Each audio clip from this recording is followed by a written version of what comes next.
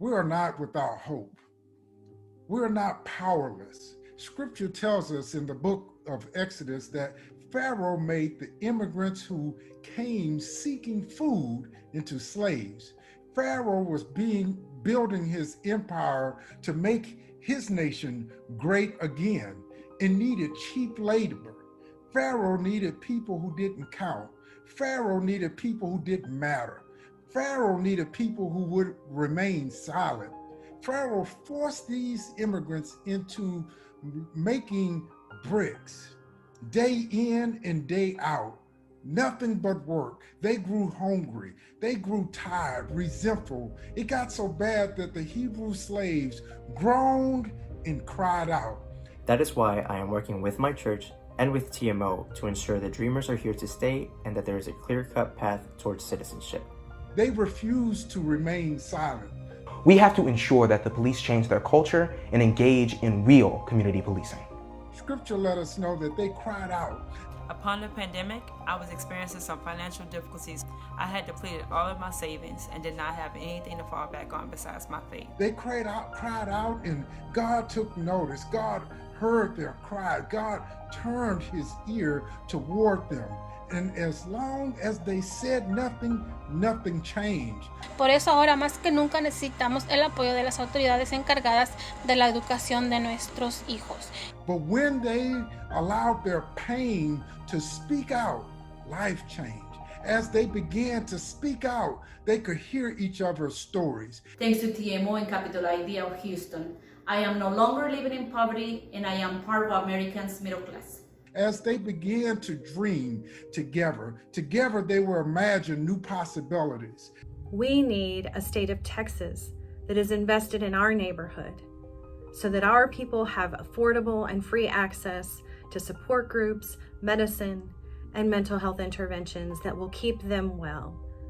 They're crying out. Their refusal to be silent, their speaking up led to the freedom in new beginnings. So I am reminding all of us this afternoon, we must remember how critical it is to cry out. We will cry out by voting.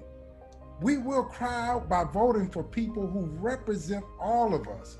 We will cry out by voting for candidates who will work for the fairness and equality of all God's people. Family, this is a crucial moment in our country. Are you ready to speak up? Are you ready to cry out? Are you ready to vote? Let's get to work. It's time to hear what our commitment is to taking souls to the polls. Roll call leaders, are you ready? We are ready. I'm Mary Cook, a leader from First Unitarian Universalist Church of Houston. Our UU Collaborative has already contacted thousands of voters in Texas.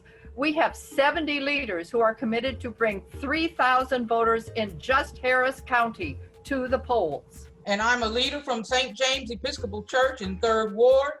We have a team of 10 leaders, phone banking, registering voters, and organizing rides.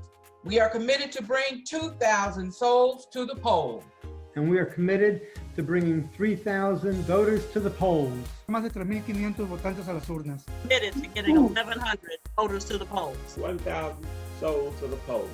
Have 1,000 souls to the polls. 300 eager souls to the polls. 3,000 voters to the polls. 2,500 people to the polls. 1,200 voters. 2,500. 3,000. Bringing 1,000 congregants to the polls. We have 23 enthusiastic leaders committed to phone banking and texting to deliver 1,000 souls to the polls. 6,000 voters to the polls. 2,000 souls to the polls.